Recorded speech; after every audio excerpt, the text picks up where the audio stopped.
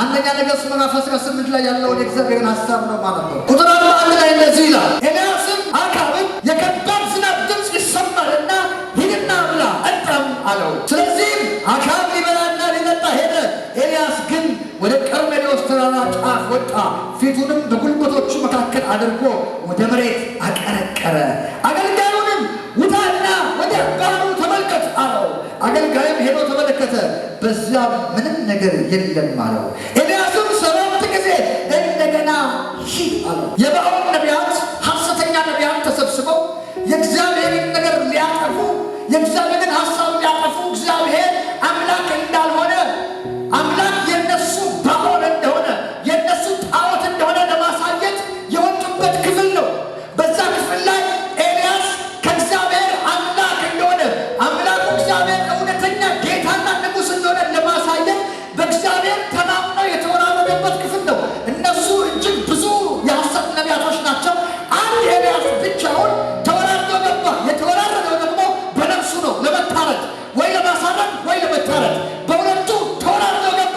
በዛን ሰዓት ላይ እግዚአብሔር አምላክ መሆኑን ከገለጠ በኋላ ኤልያስ እነዛ የበዓል ነቢያቶችን በሙሉ ካሳረደ በኋላ በተራራው ላይ ከወጣ በኋላ በዛ እየጸለየ ከነበረ በኋላ መጨረሻ ላይ ለአክዓብ የተገለጠበትን ክፍል ነው ያነበብኩላችሁ። አክዓብ እንግዲህ ንጉሥ ነው እንደምታውቁት።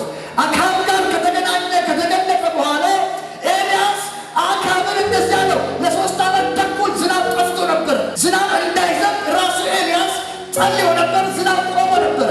አሁን ደግሞ የቆመ የነበረው ዝናብ መልሶ እንዲመጣ፣ መልሶ እንዲዘንብ፣ እግዚአብሔር በእስራኤል ላይ ዝናብን እንዲያረግ ከእንደገና ኤልያስ የሚጸልይበት ምዕራፍ ላይ ነው አሁን የደረስነው። ምዕራፍ 18 ቁጥር 41 ማለት ነው። ስለዚህ ቁጥር 41 ላይ አክዓብን ኤልያስ ጠራውና አንተ ውጣና ብላ ጠጣ አለውና፣ ኤልያስ ግን ሊበላ ሊጠጣ አይደለም ሄደው፣ ሊጸልይ ወደ ቀርሜሎስ ተራራ ወጣ።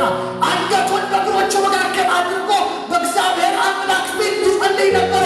በእስራኤል ላይ ከእንደገና የተቋረጠው ዝናብ፣ እስከ ዛሬ የሌለው ዝናብ መልሶ እንዲመጣ ይጮህ ይጸልይ ነበረ። 7 ጊዜ ነው አገልጋዩን የላከው።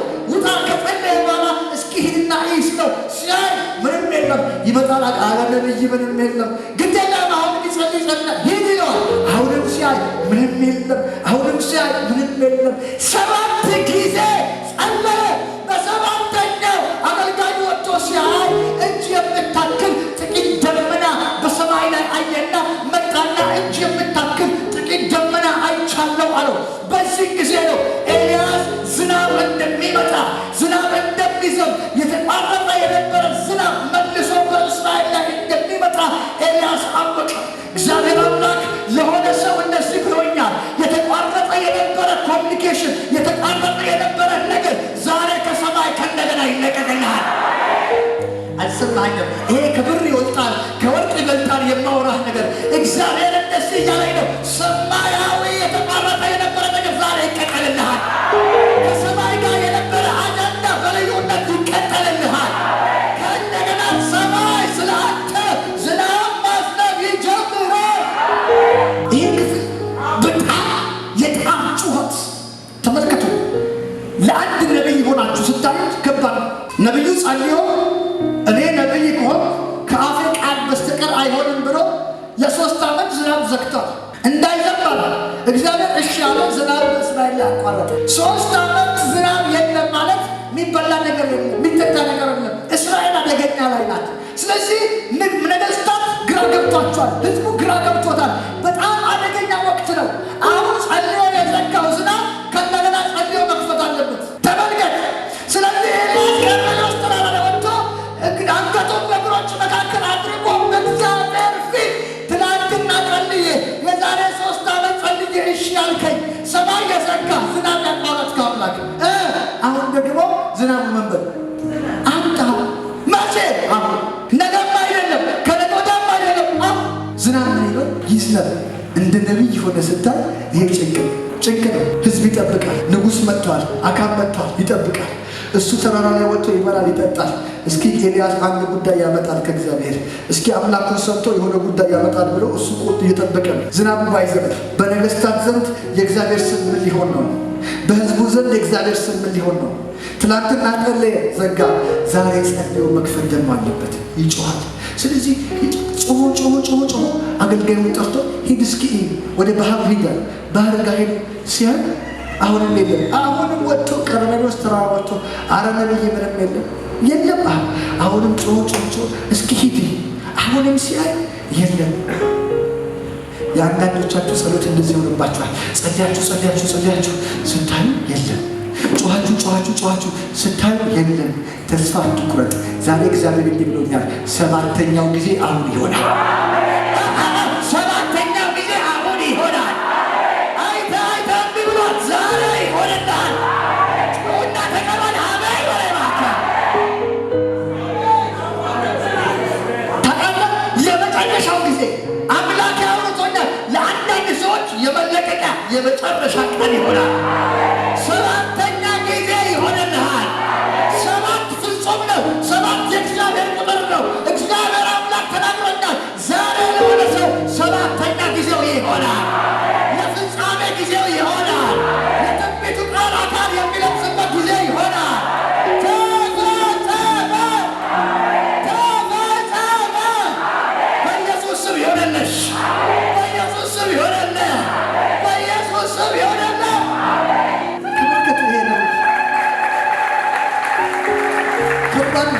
ከዚህ በኋላ ነው ዝናቡ እንደመጣ ኤልያስ ባየ ጊዜ ወደ አካብ ላከበት። አካብ አሁን ዝናቡ እየመጣ ነው፣ ፍጠንና ውረድ፣ በሰረገላው ሂድ አለ። ኤልያስ ግን የት ነው? ተራራ ላይ። አካብን ለመሸጥ ነው። በጣም የሚገርም ነው። አገልጋዩን ውጣና ወደ ባህሩ ተመልከት አለው። አገልጋዩም ሄዶ ተመለከተ፣ በዚያም ምንም የለም አለው። ኤልያስም 7 ጊዜ እንደገና ሂድ አለው። በሰባተኛው አገልጋዩ እነሆ የሰው እጅ የምታክል ትንሽ ደመና ከባህሩ እየወጣች ነው አለው። ኤልያስም ሂድና አካብን ዝናቡ ሳያግድህ ሰረገላህን ጭነህ ውረድ በለው ንገረውም አለው። ወዲያውኑ ሰማዩ በጥቁር ደመና ተሸፈነ፣ ነፋሱም ነፈሰ፣ ከባድ ዝናብ ጣለ።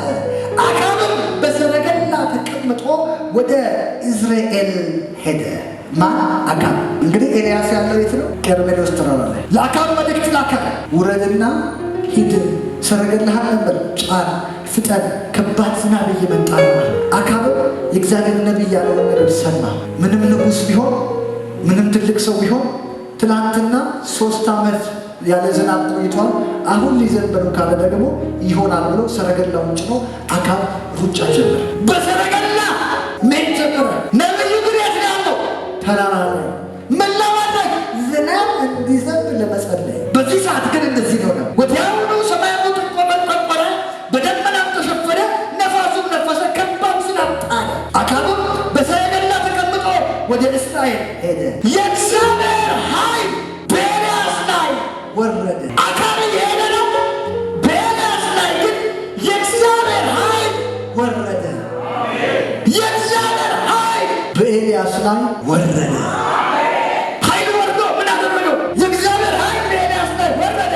ኤልያስም ልብሱን ከፍ አድርጎ በቀበቶ ካጠበቀ በኋላ እስከ እስራኤል ድረስ አካብን ቀድሞት ሮጠ።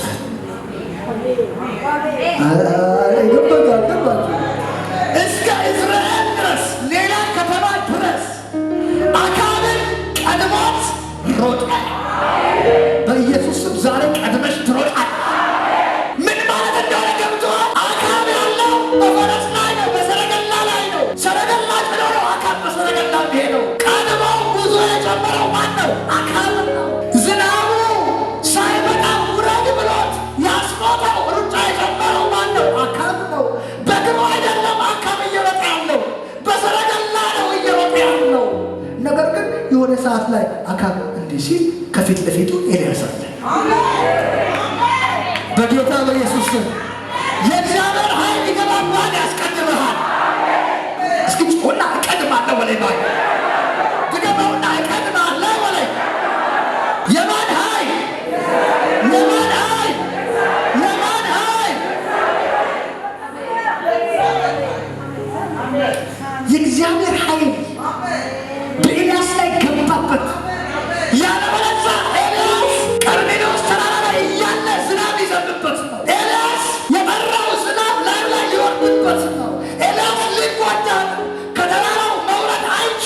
ነገር ግን የእግዚአብሔር ኃይል ገባበትና እንዴት እንደቀደመ አይታወቅም፣ ግን ሰረገላው ቀድሞ ወጣ።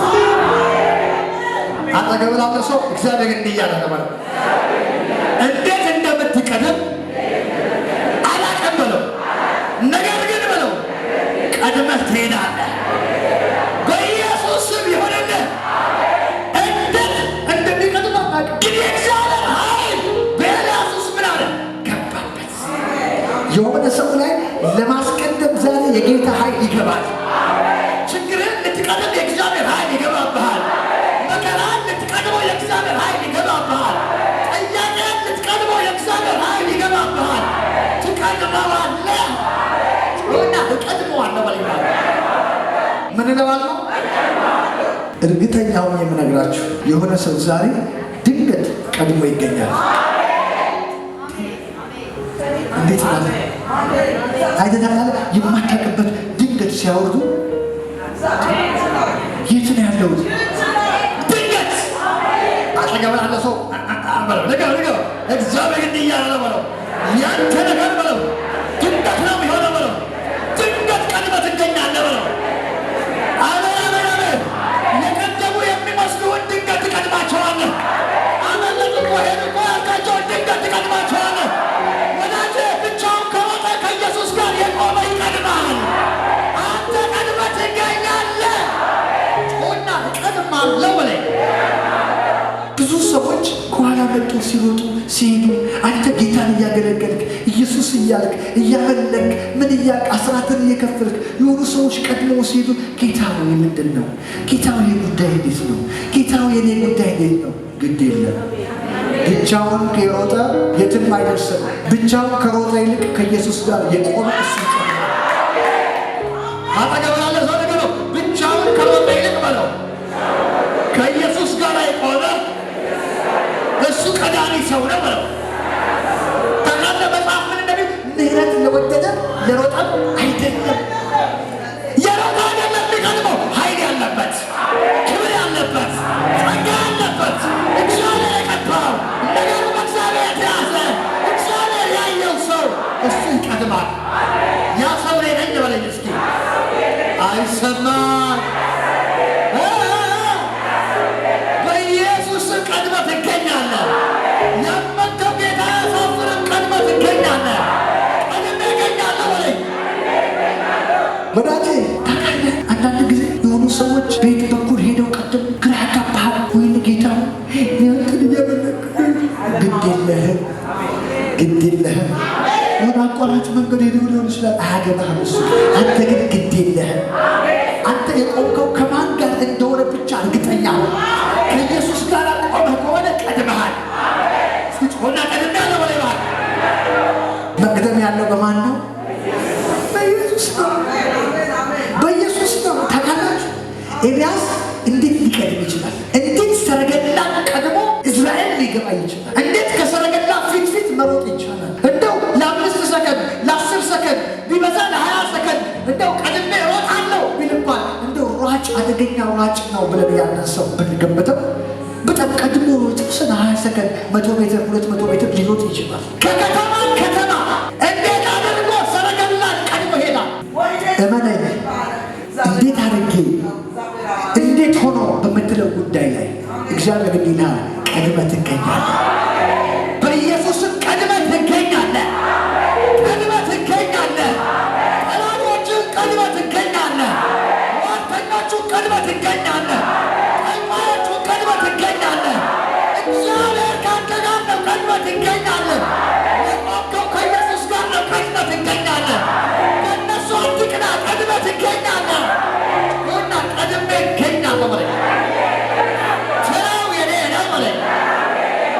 ተራው የኔ ነው በለኝ። የማን ነው? የመቅደም ተራ የማን ነው? ፊት የመሆን ተራ የማን ነው? የመመቀል ተራ የማን ነው? የመቀባት ተራ የማን ነው? ተራው ያንቺ ነው። ተራው ያንተ ነው። የማን ነው? እግዚአብሔር አምላኬ ተናግሮኛል። ልጆችን እንዲህ ብልልኝ ብሎኛል። ትቀድማላችሁ። ማንም ምን ሊል ይችላል? አያገባኝም። ሁኔታው አይመለከትም፣ በፍጹም አይመለከትም። ኪስ ባዶ ሊሆን ይችላል፣ አይመለከተኝም። የማውቀው ግን አንድ ነው፣ እሱም የእግዚአብሔር ድምፅ ነው። ጌታ እንዲህ ብሎኛል፣ ትቀድማለሽ፣ ትቀድማለህ፣ ትቀድማለህ እና እቀድማለህ ብለናል። በናዝሬቱ ጌታ በኢየሱስ ክርስቶስ ስም እንደ እግዚአብሔር ነቢይ ባረኳችሁ። ከዚህ ቀን ጀምሮ በእግዚአብሔር ድምፅ መሰረት ተናግሬባችኋለሁ። ቅደሙ፣ ጠላቶቻችሁን ቅደሙ፣ ሟርተኞችን ቅደሙ፣ ክፉዎችን ቅደሙ።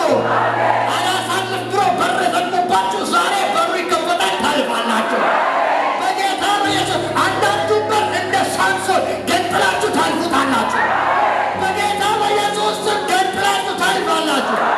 አንዳንድ በር ስታንኳኩ ይከፈትላችኋል። አንዳንዱ በር ተገፍቶ ታገኙታላችሁ በኢየሱስ ስም። ነገሩ ተሳካ። ይሄኛው በር በል ገንጥዬው አልፋለሁ። ይሄ በር በል ሳንኳኳ ይከፈታል። ያኛው በር በል ተከፍቶ ይጠብቀኛል። አንዳንዱን ገንጥለሽ ነው፣ አንዳንዱን አንኳኩተሽ ነው፣ አንዳንዱን ስትሄጂ ተከፍቶ ይጠብቅሻል። ሶምሶን ገንጥሎ ነው የከፈተው። ደግሞ ኢየሱስ አንኳኩ ይከፈትላችኋል ብሏል። በሌላ ስፍራ ደግሞ ትልቁ በር አውቆ ምን አለ?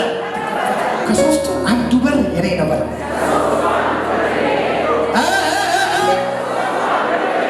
በኢየሱስ ስም ተከፈተ፣ በኢየሱስ ስም ተከፈተ። እንዳትሮጥ እንዳትቀድም የተዘጋው ነገር ተከፈተ። ዛሬ ሮጦ ማምለጥ ይሆናል፣ በመንፈስ ማምለጥ ይሆናል፣ በቅባት ማምለጥ ይሆናል፣ በኃይል ማምለጥ ይሆናል፣ በእግዚአብሔር ኃይል ማምለጥ ይሆናል፣ በእግዚአብሔር ኃይል መግደል ይሆናል። ጩኽና ቀድሜዋለሁ በለኝ፣ በሽታን ቀድሜዋለሁ በለኝ፣ ኢኮኖሚን ቀድሜዋለሁ በለኝ፣ ችግርን ቀድሜዋለሁ በለኝ። በናዝሬቱ ጌታ በኢየሱስ ስም እግዚአብሔር ሁሉን ቻይ ነው። በእግዚአብሔር አብ፣ በእግዚአብሔር ወልድ፣ በእግዚአብሔር መንፈስ አንድ አምላክ ስም የእግዚአብሔርን ቃል በሕይወታችሁ ላይ አጸናው፣ ቀድማችኋል። የእግዚአብሔርን ድምፅ በሕይወታችሁ ላይ አጸናው፣ ቀድማችኋል። በኢየሱስ ስም ቀድመሃል። በእግዚአብሔር ስቴፕ ትሄዳለህ። እጅን ይዞ ያራምድሃል፣ እጅን ይዞ ያራምድሃል። እግዚአብሔርን መቅደም የሚችል ስለሌለ አንተ ከእሱ ጋር ቀዳሚ ነህ፣ ከእሱ ጋር ፊተኛ ነህ። ተፈጸመ፣ ተፈጸመ፣ ተፈጸመ፣ ተፈጸመ። ጩኹና ተፈጸመ በለኝ፣ ድገመውና ተፈጸመ በለኝ። እርግጠኛ ሆኜ ነበራችሁ ጌታ እግዚአብሔር ቃሉን ላከ፣ ፈውሳቸው፣ ከመከራቸው አዳናቸው። ጌታ ቃሉን ሲልክ ከሆነ አስቸጋሪ ሁኔታ ውስጥ ሊያወጣክ፣ እግዚአብሔር ቃሉን ሲልክ ግራ ከተጋባበት ነገር ውስጥ ሊያወጣክ ነው። ዛሬ ቃል መጥተዋል፣ ቀድመሃቸዋል። ጩኹና ቀድሜያቸዋል በል። ሟርተኛ አንተን አይቀድምህም፣ ደብተራ አንተን አይቀድምህም።